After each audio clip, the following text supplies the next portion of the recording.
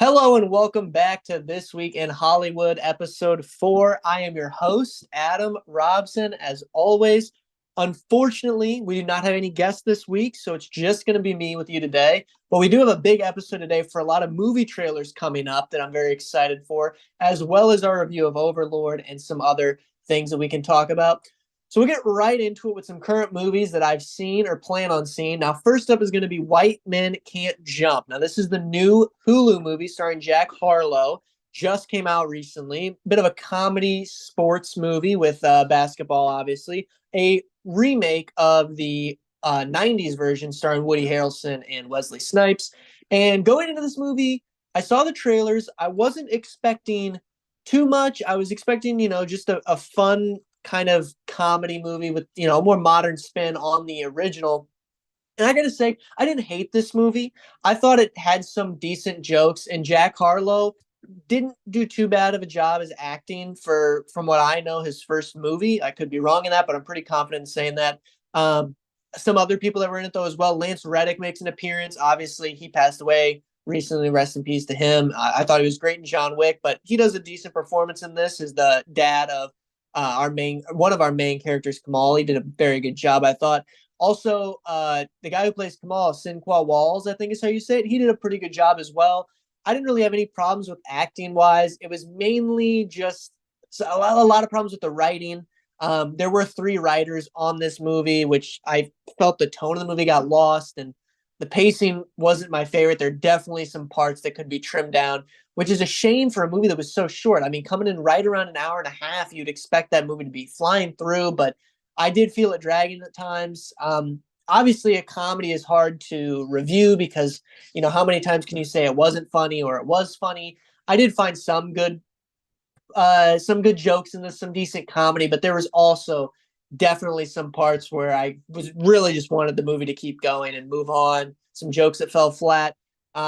Script was extremely predictable too, is the other thing I would have to say with this. I wouldn't say I was disappointed in this.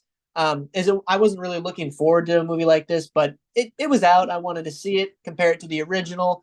Original is obviously better, but it's fun at times. I wouldn't hate seeing this. I would recommend it if you were into basketball at all or just wanted to see a nice free comedy if you have Hulu. So yeah, I would say it's definitely worth checking out. But jumping into a bigger review, we have our review for Overlord this week. Now, of course, Wheel last week gave us Overlord, and this is a movie I've seen a lot, and I definitely wasn't extremely excited to watch this. I've seen it before. I feel like after the first couple viewings, you kind of get the gist of everything that's going to happen. But I will say I did have a good time watching it again. Obviously, for those who don't know, so Overlord came out in 2018. It is a action World War II movie, but it takes a twist, which we will definitely get into. Very low budget, which we'll also get into. A very unknown cast except for one man, Wyatt Russell. Kurt Russell's son was in this. So I'm going to get into some spoilers here with some more plot elements going into this. So if you do not want to get this movie spoiled, go ahead and click the time code or jump ahead to the time code on the screen I'm putting up now to avoid spoilers. Otherwise, I'm going to be starting in 3, 2, 1. So I thought that this movie, obviously very low budget, but I think similar to Looper last week, I thought this movie does a great job of using its budget. Early on, we get a great opening scene, very stereotypical too, of the paratroopers on this plane going into Nazi Germany, getting ready to jump in. You get some camaraderie, you get to learn who everybody is, what their roles in the squad are, what they could be doing. We also learn our mission here. Very cut and dry. First 3 minutes in the movie, the characters, what they need to do. And there's shots out of the plane that they're in of all these ships moving across what I'm assuming is the English Channel going to assist in the D-Day invasion. And you can clearly tell that it is either a matte painting or just a very low rendered, low resolution computer graphic, but it's done so well to fit the kind of theme of the imagery that's going on. It doesn't look jarring or out of place that would be there. And it does a great job very soon after when the plane goes down and they have to jump out. As he's falling, you get that same sort of background. You can tell that it's not real, but it doesn't look bad. And it does it doesn't take you out of the movie in that regard. And then they did a great job of making our main character plunge into some water, and then he reemerges. Now, plunging in that water gives them a great time to break that up. So when he comes out, you no longer have that fake background.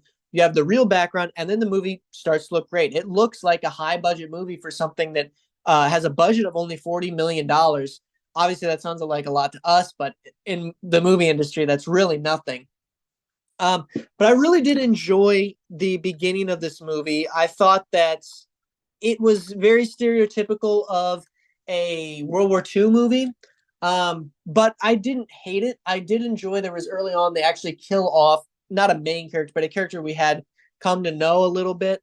And it kind of sets the tone that it's willing to kill these main characters, which we'll get back to. But it also sets up some good tension in the beginning. You get these great scenes of they've landed. They're going through the forest that they're in. They're seeing some of the Nazis. They're shooting some of the other paratroopers that have landed, and then we get the seeds of what's going to come. So if you don't know, there's a very sci-fi aspect to this movie, and we get that in the woods when our paratroopers see this dog, and it's very clearly not any dog. It's been mutilated or mutations, experiments were going on to the point where Wyatt Russell, who is playing Corporal Lewis Ford, our kind of leader of this group, he comes by and he's like, hey, everybody shut up, you're making too much noise. And then he sees this animal and he's like, what is that? So even he's taken aback, which kind of really cements in your head, like, this is not something they're used to. And then we keep going, they start moving into the town. We find this French woman who's named Chloe. She allows them to stay in her house because she doesn't like the Nazis, obviously. And they're trying to assault this church that has a radio beacon on it. They need to take out so that air support can provide cover for the D-Day invasion, which is the next day. And again, in her house, we get this idea. We hear that her aunt is sick. And when you see Chloe's aunt, something is clearly wrong. Continuing to build. And she says that, they ask her, what has happened to your aunt? And she says, ask the Germans. That's how she was when I got her back from this church. So we get the idea that something is going on in this church. We set up Chloe's younger brother as well in this, who I didn't hate for a child actor. He did somewhat okay. He didn't speak any English, so he's mainly spoke French as they are in France, as well as Chloe. So it was kind of hard to see what their line delivery was like, but I didn't hate him too much. Then we get our SS soldier, our big bad of this movie, who is going to be Schmidt. I actually really enjoyed him as a kind of foil. He takes advantage of Chloe, obviously using her with, threatening to take away her brother or her aunt again. And it makes sense in the movie. It doesn't feel like a very, just put in there to be like, oh, this guy's an asshole because he's taking advantage of this young woman. I can't say the same for our main character, Boyce, and his kind of love that he has with Chloe. They see each other, they start to fall in love, I would say, and I felt like it was very just tacked on, and I didn't need it. And it's not at all helped by the fact that I thought the actress who played Chloe didn't do a particularly great job.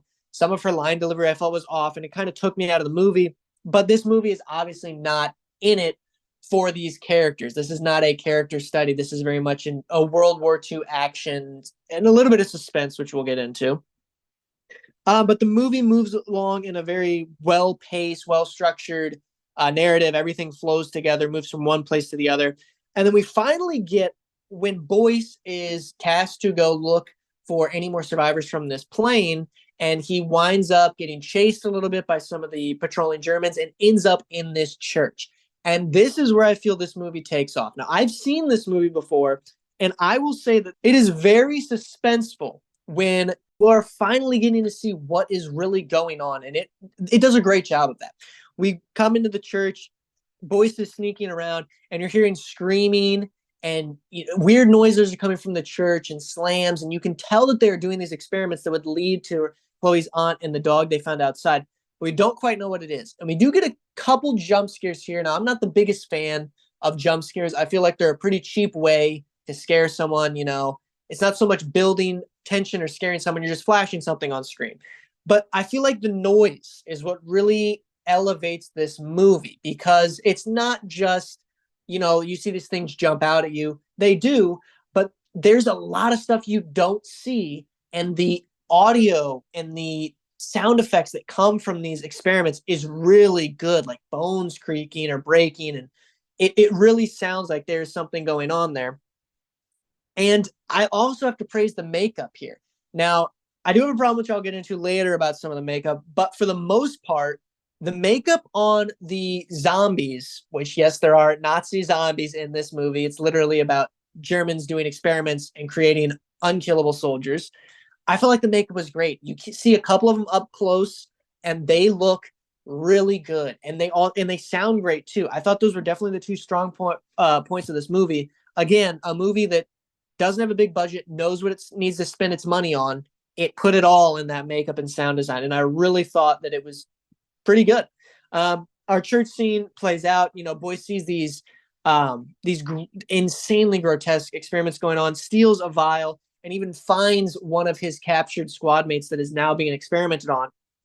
Ends up saving him and bringing back to Chloe's house. Now, at Chloe's house, they have subdued Waffner, the SS guy, in the upstairs attic, and they are holding him there. And this is where the movie starts to get into that action aspect. So you have some more building, but then they have decided it's the next day. They need to get into the church and blow up that tower. Boyce has tried to tell them that there's something else going on, but Ford is very much just like, we need to stick to the mission. We need to do the mission. And that leads to the next day. There's an interrogation scene in the attic, which is pretty good as they're trying to find out what Waffner knows about what's going on. And then we get to possibly my favorite scene in this movie when they're trying to then move Waffner. He's been beaten pretty bad during that interrogation, and they are moving him to try and create a diversion. And as they're trying to move him, Chase, another guy in the squad, gets shot and actually gets killed by Waffner when he gets a little loose and ends up killing him. And in that time, Boyce takes out the syringe that he found in the church and puts it into Boyce and gives him this medicine that's been worked on by these Germans. And Chase comes back to life and turns into one of these zombie creatures. And there are some great effects of him turning into these creatures. Again, the makeup's great. Sound design is great. Really get the sense of like nobody knows what's going on. Everyone's kind of freaking out at this. Provides a great time for Waffen to escape, which sets up some more stuff later on. And then you just get a really fun action scene at the end. Our characters are all split up. Waffner eventually gets shot and takes the serum himself, so he becomes a super soldier, which adds some real good stakes at the end because you have Boyce and Ford against him, and they clearly cannot take him on. I mean, he is absolutely juiced at that point. So there's some really good stuff of them working together to finally subdue him and take him down. Some decent action, some more suspense as they're in the church. Some of these experiments get out and chase them, which I really enjoyed actually seeing that kind of play out. Obviously, Chloe's brother's going to get kidnapped. It was given from the beginning if you put a kid in a movie like this, but they do get him back, and it all gets wrapped up that there was a sludge underground that's only in this part of France that they were able to use. The Nazis were to make these serums, and when the church collapses and falls in, the American general or commander that's there after they were successful is like, do we need to go investigate anything down there? And Boyce says, nope. And there's like, all right, sounds good. So it kind of cements that, they all were sworn to secrecy. Ford even has to use the super soldier serum to take down Waffner, and he sacrificed himself knowing that nobody can get this. This needs to stay buried. I really like how that wrapped it all up. I did have some problems with the movie. Now, I've already talked about how the actress played Chloe, I didn't feel gave the strongest performance. It kind of took me out of the scenes that she was in a decent amount. Her line delivery I felt was kind of off. But, I could get over that. Some things I can't get over are the ADR. So if you don't know what ADR is, it's called automated dialogue replacement. And basically what that means is when they record these scenes, something was not right with the audio. Either the actors didn't say it right and they didn't get a second take, or something went wrong with the recording. And what they will do is they will go in after the movie has been pretty much completed, and they will have the actors try and sync up to the movie and re-record those lines. Now, it can be done very well, but in this movie, there were some really bad spots where it was not done well. There were even spots where they clearly added lines because the characters that are supposed to be talking, their mouth is not moving at all. So you can clearly tell that was added in late. And that kind of takes you out of the movie again. But if you're not looking for that, if you don't notice it, it doesn't do much. Another big problem I had, which I think is a lot bigger, is it has CGI. This movie, even though the special effects are great and I love them for the makeup, they have CGI blood. So instead of putting, a squib on somebody that when you get shot, it sends a signal to that squib and it explodes outwards so you can have blood come out of your actors, they digitally go in and put in the blood. And once you notice it, at least for me, it is extremely hard to ignore when every time someone gets shot, especially at the latter half of this movie when all the action does start kicking off, everybody gets hit with these fake blood effects, and it is really tough to ignore. Especially, it's just highlighted by the fact that they did such a great job with the makeup before that, and then at the end, it just really kind of takes over. But besides those, I thought it was a pretty decent movie. I have seen this before, and watching it back, I didn't dislike it as much as I thought I would. Like I said, I've seen it a lot. It definitely didn't blow me away, but it's a very fun movie. It's a good World War II sci-fi action, a Nazi zombie movie. I don't think there's a lot of those. I know Dead Snow is, I think, a Swedish film that does some Nazi zombie stuff. Obviously, Call of Duty did Nazi zombies in their video games, and I'm a huge fan of those. So I was very looking forward to this movie when it came out. But in the end, it's not terrible. I think it's definitely worth a watch if you enjoy World War II or just want to see something different from it. But by no means is a necessity to see. But now we're going to move over to some trailers. And good God, was this a week of good trailers. So the first trailer we have is going to be The Equalizer 3. Now, this is the Equalizer series starring Denzel Washington. Obviously, there have been two other ones that I've seen, and I thought they were pretty good. I'm not a huge fan of these movies where an older actor or just an older guy is an assassin or a spy of sorts and is just able to completely overpower hordes and hordes of much younger, more agile henchmen. And that's something that I feel like the Equalizers do away with, because not only is obviously Denzel very good at doing that, overpowering these guys, but you also get a sort of outwitting them. He is able to come up with these situations or traps that can put him ahead of the people he's trying to go against. And he's not just brute forcing his way through, which I really enjoy. I thought the 2 was definitely weaker than the first one. But with this new trailer, I'm definitely interested in seeing it. We get a very interesting scene with his watch where he kind of tells these guys, you have 10 seconds to get out of this, or I'm just going to kill all of you. And it's very nice to see that play out. The director of this is Antoine, I think Fuqua is how you say it. Now, he directed Training Day, which we talked about a couple weeks ago, which I love. And he also directed Southpaw, which is a very good boxer movie that I enjoy. By no means is it extremely super serious, but it's fun to watch. It's not terrible. He's also produced The Equalizer 2, which I like. I don't think he was on for the first Equalizer, but he's been with this franchise at least since the second one. So I am hoping that he can bring this together if this is going to be the last one, and kind of keep the sense that the other movies had and not go too far away. Looking at any of the other actors that are in this, we have obviously Denzel Washington as our main character. David Denman, who was I forget his name now. He was Roy from The Office. He's going to be in this. Dakota Fanning is in this as well. Not a very big star-studded cast, but I'm definitely interested to see where the story goes. I'm assuming this is going to be the last one, just because such a big gap from the last movie to this. So I'm hoping it ends in a satisfying conclusion to these 3 movies, but I'm definitely excited for this. I'll be seeing it when it comes out for sure, and I'm hoping it's on everybody's watch list. Next up, we're going to be looking at Next Goal Wins. Now, I actually saw the trailer for this when I went to see a movie. I believe it was the new Dungeons and Dragons movie, which I liked. But this is going to be Taika Waititi's next film. Now, I love Taika Waititi. I love What We Do in the Shadows. I love Jojo Rabbit. I even enjoy Thor Ragnarok. Not so much Thor Love and Thunder, as many people seem to be divided on that.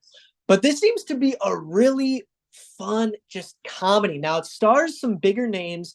Michael Fassbender, mainly the big one. And then there looks to be some small appearances from Elizabeth Moss, as well as Will Arnett is the other one. So it's got some decent character or some actors in it. I don't know how long they will be in it besides Fassbender, as he's going to be our main character. But this is about Fassbender being a soccer coach who goes to American Samoa, who has the longest losing streak in soccer history, and becomes their coach and tries to make them win. Looking up, yes, in 2001, they lost 31-0. America Samoa did, just continuing on that losing streak. And it looks to be, I wouldn't say a return to form, but just something that Taika Waititi really wants to do. I felt like Thor Ragnarok was very much Taika Waititi's movie. He wanted to make that Thor movie. Then he wanted to go off and do Jojo Rabbit, which obviously was a movie that he wanted to make and is great in its own respect. I love Jojo Rabbit. And then he was very clearly brought back and said, hey, you need to make another Thor movie. And it looks like he didn't care very much when he was making that. This is the absolute opposite. I think he really wants to make this. It looks very fun based on the trailers. It looks like Michael Fassbender's having a great time. I can't remember the last movie I've seen him in. I think it was one of the X-Men movies. So I'm happy he's getting away from that because I do think he is a really good actor. And I like to see him in some more of these roles. But just seeing Taika Waititi come back as writer-director and taking a break from these big superhero action movies that he's been making, I'm very excited to see this. There's some great, funny lines in the trailer where it says loser of Best Picture for Jojo Rabbit and loser of Teen Choice Award for Thor Ragnarok, poking some fun. The fact that usually when you win those awards, you put them in their movie. He didn't win them. So definitely looks like a return to form where he just wants to have some fun and his actors wanted to have some fun. So I'm very much looking forward to this one as well. And next up we have Extraction 2. Now this is going to be the sequel to the first Extraction, which was a Netflix movie. And it was a very big shock out of nowhere kind of thing. Extraction came out to a lot of good reviews as an action movie released on Netflix that nobody really heard of, starring Chris Hemsworth, speaking of Thor. So this is going to be the same director, Sam Hargrave, as the first one, which I like. It's also going to have Joe Russo writing, who was one of the writers on the first one. Very well known for making the Avengers Endgame and Avengers Infinity War with his brother. Also made The Gray Man, I think last year with Ryan Gosling and Chris Evans, which I really enjoyed. Not so much on the action side, just more of them having fun. I will say that the Russos are very much into the CGI action, which I'm against, obviously coming from Marvel, and the Gray Man especially very heavy on CGI to help their action scenes. This looks to be a little bit more grounded, almost John Wick-esque with a lot of close quarter action scenes. Also, the Russos are not directing, so Sam Hargrave's going to be directing. I'm hoping that plays some sort of effect because I know I've said it before in this, but I love the grounded action. And this looks like to be bringing some good grounded action to this movie, hopefully. Besides Chris Hemsworth, we also have Olga Kurylenko, who was in Quantum of Solace, James Bond. We also have Daniel Bernhardt, who is a big stunt guy. He's in some of the John Wicks, which of course I love. But really just seems like to be a big cast of stuntmen going in to make a sequel to the Extraction movie, which obviously did very well. I'm excited for this one coming out June 16th. I think it is going only to Netflix though, which I'm against. I would love to see this in the theater, but hopefully theater does show it around here when it first comes out. Definitely something I'm looking forward to and excited for. But the next movie on the list, I don't know if I can say I'm extremely excited for, and that is going to be The Haunted Mansion. That's coming from Disney. It's going to be based, I'm guessing, off their Haunted Mansion ride. I would assume it has to be. Directed by Justin Simeon. Now, I don't know him from a lot of things, but he has done some other movies and TV shows, but this is his first biggest movie. Decent cast here with Winona Ryder and Rosario Dawson, Jamie Lee Curtis, Danny DeVito, Owen Wilson. Love Lakeith Stanfield. He'll be in this. Jared Leto is in this, which I feel like if he's given the right role, he does a very good job. I think he's great in Blade Runner 2049. Small part, but he's good in that. Great in Requiem for a Dream. Morbius, obviously, best picture ever made. It's best picture every year. Can't say that he was great acting in that, but, hopefully he can grow from that and do a little better. But I'm just interested in seeing, where Disney goes with these movies, because obviously they had an absolute hit with the first Pirates of the Caribbean, which was based off of their ride, the Pirates of the Caribbean ride. And, after that finally ended, where do you go from there? You can't keep making ride movies, and they've clearly tried. They made Jungle Cruise last year, which I saw, which I didn't hate, but definitely wasn't as good as, your Pirates of the Caribbean.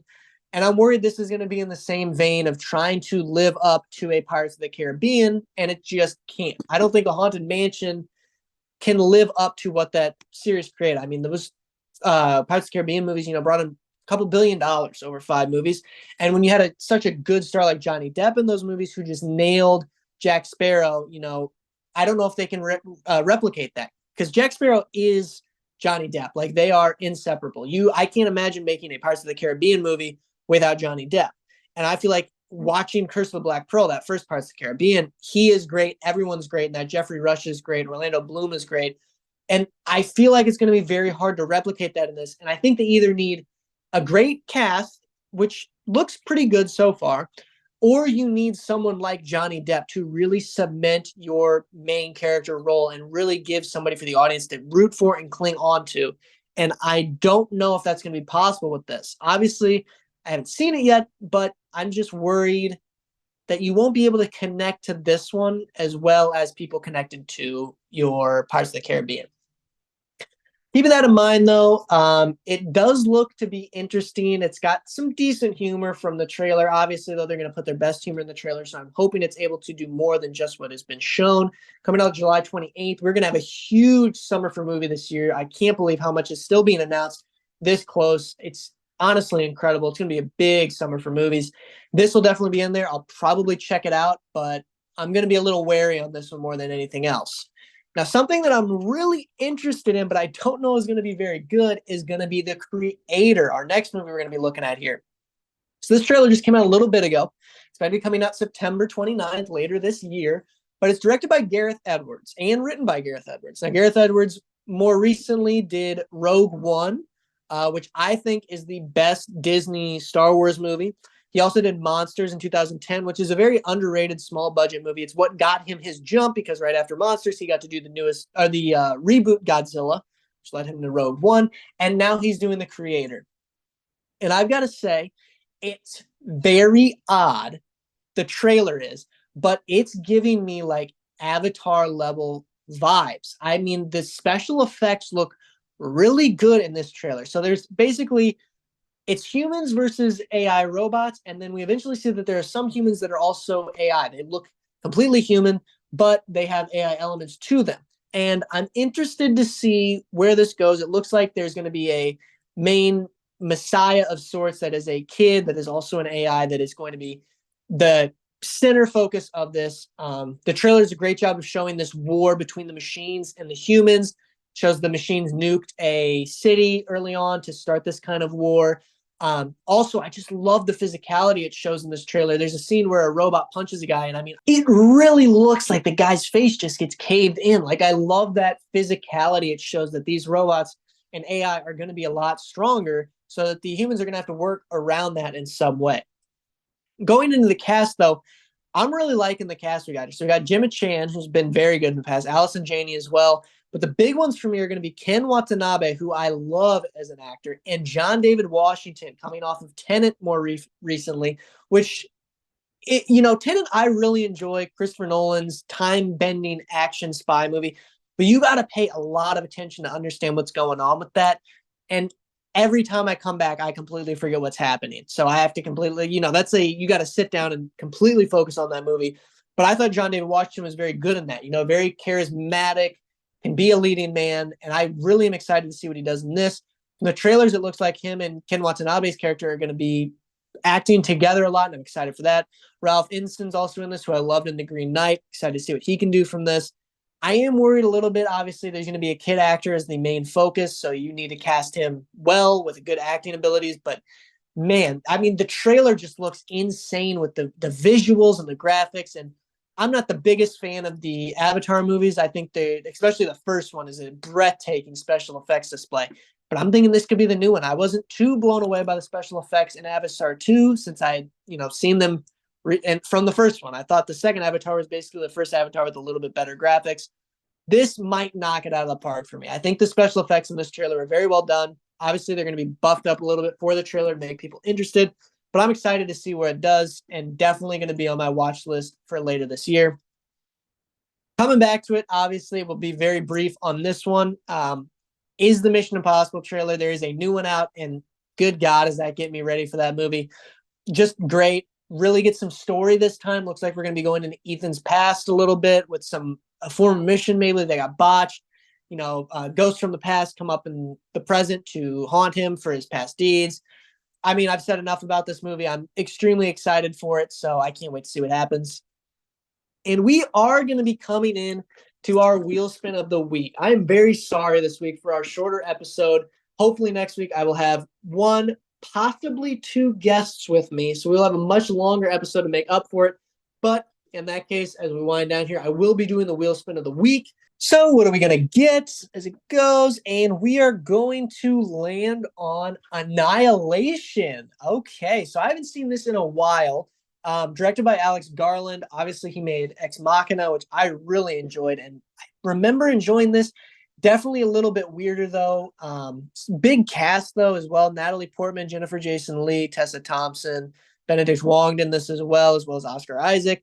I remember this being a very interesting sci-fi thriller kind of vibe. So I'm excited to revisit. I haven't seen it since my first watch. Interested to see what I pick up on, what I notice. So that is going to bring us to the end of this episode. I appreciate the support you guys keep giving me. Again, if you do like what you're seeing, please leave a like. If you want to keep up with the content, consider subscribing. Add comments down below if you want to contribute to anything I've talked about today. I'd love to hear your thoughts, what you're looking forward to, any of that. Again, very sorry for the short episode this week. I promise I'll make it up for next week. And I will see you guys next time.